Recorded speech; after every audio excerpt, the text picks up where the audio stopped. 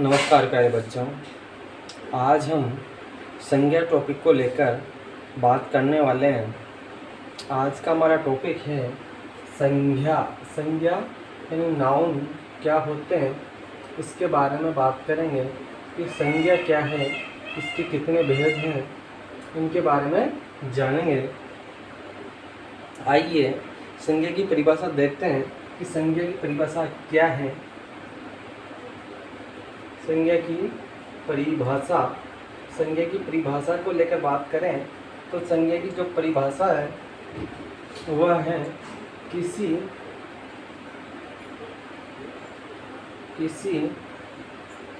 व्यक्ति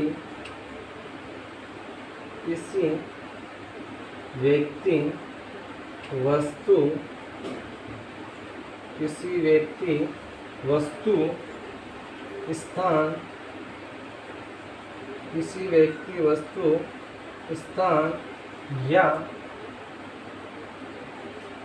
भाव के नाम को संज्ञा कहते हैं।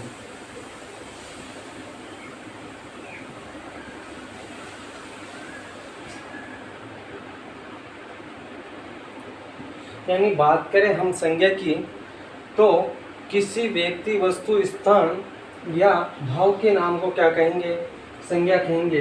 किसी व्यक्ति वस्तु स्थान या भाव के नाम को संज्ञा कहते हैं। संज्ञा के 3 भेद होते हैं। संज्ञा के कितने भेद होते हैं बेटा? 3 भेद होते हैं।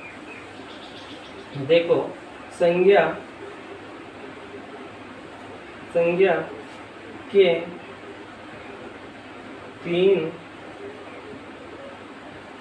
भेद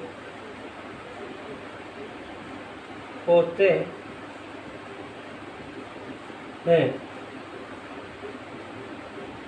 संज्ञा के कितने भेद होते हैं?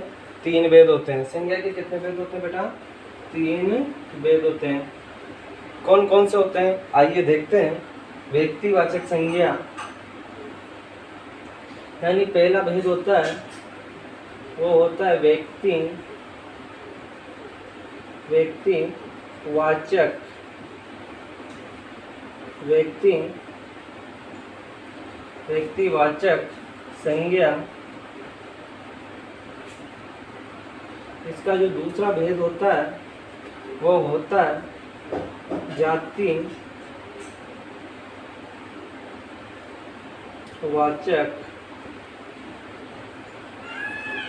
संज्ञा। और इसका जो तीसरा भेद होता है वो होता है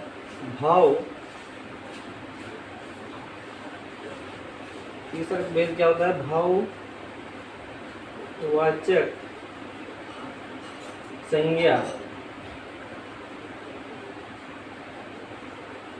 यानी संज्ञा के कितने भेद होते हैं? 3 भेद होते हैं। कौन कौन से होते हैं? व्यक्तिवाचक संज्ञा, जातिवाचक संज्ञा और भाववाचक संज्ञा। तो हमने पढ़ा कि संज्ञा की परिभाषा क्या है। किसी व्यक्ति वस्तु स्थान या भाव के नाम को संज्ञा कहते हैं। आगे हमने देखा संज्ञा के 3 भेद होते हैं। कितने भेद होते हैं बेटा? 3 भेद होते हैं। कौन कौन से होते हैं? व्यक्तिवाचक संज्ञा, जातिवाचक संज्ञा और भाववाचक संज्ञा। आपने द्रव्यवाचक और समुदायवाचक संज्ञा भी सुना होगा। ये आगे पढ़ के आए होंगे कक्षा 7 में 6 में। तो अब हम द्रव्यवाचक संज्ञा और जातिवाचक संज्ञा के जो 2 अन्य भेद हैं उनको हम जातिवाचक संज्ञा के उपभेद के रूप में पढ़ेंगे। यानी द्रव्यवाचक और समुदायवाचक। कौन सा वाचक? द्रव्यवाचक